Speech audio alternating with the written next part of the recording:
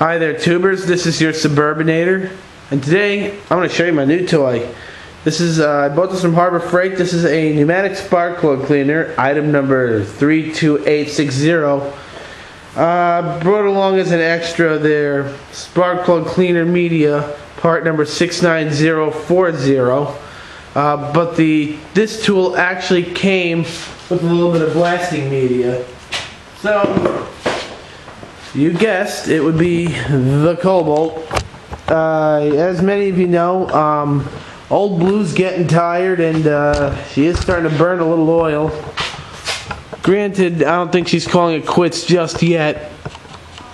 But when I did the compression test, I did the other 3 cylinders, but cylinder 2 went up the most when I did the wet test part of the compression test. So there's a 10mm bolt. You pop off the connector, you just pull this back, you push this in. There we go.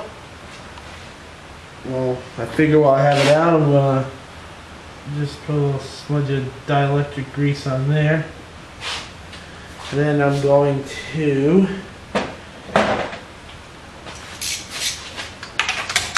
spark plug socket on there.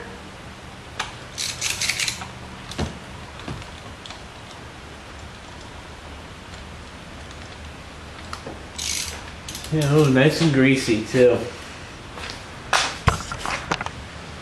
Now, because I don't want to crap out my blasting media, just do a little bit of this with some brake clean. Ooh, that burns. Alright. And then just take a rag, just like so. Alright. Yeah, you see how dirty she is here. And I just put these spark plugs in like not even 3,000 miles ago. Here's a spark plug cleaner. It's wall mounted. That's the best way to put it.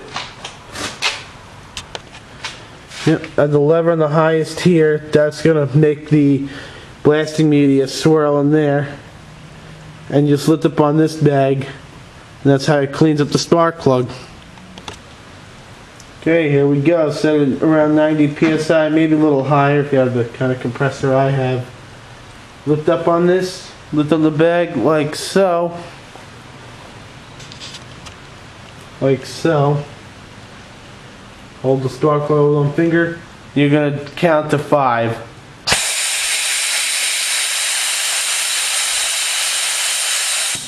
Turn an eighth to a quarter of a turn, another 5 seconds.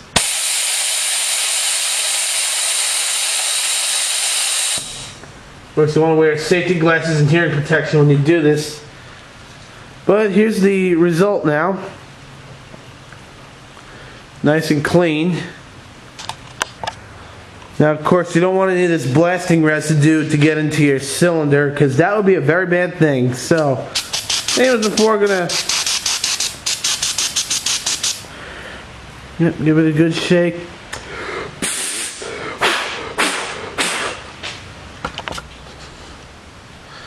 Alright, so just wiped it down a bit, get all the brake clean residue off of there, blew it out a little bit. So now we're going to take your anti-seize.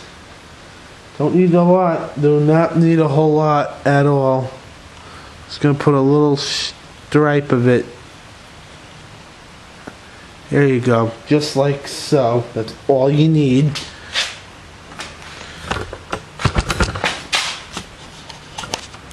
There we go.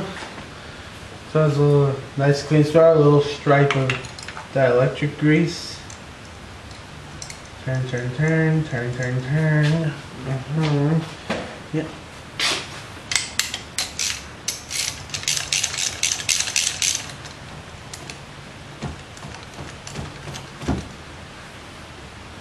Here we go. See, I'm doing this. These don't need to be super tight.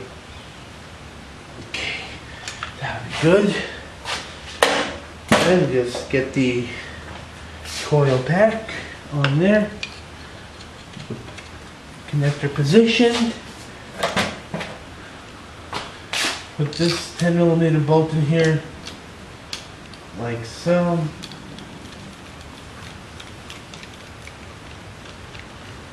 just like so. I'm gonna pull in the connector here, click, good, yeah. Pull in the gray tab. And that's all there is to it. Not much else to it, really. Alright, I know I gotta drive it some. But, oh, what did the mileage say? Oh, 135,756. I don't know how well that's gonna appear. But anyway, let's get her started up. Yep, some neutral.